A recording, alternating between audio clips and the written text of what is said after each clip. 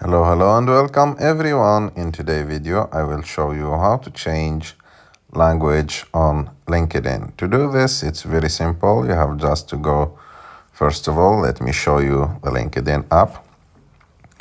It's with English now.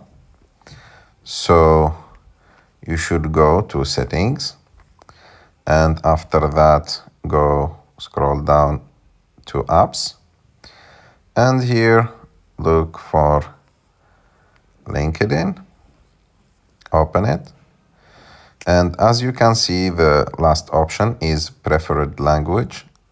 Change it to Arabic and after that go and open the app again, and as you can see the app is with Arabic now, and if I want to put it back to English I can by just changing my favorite language to English, and voila, the app is back to English.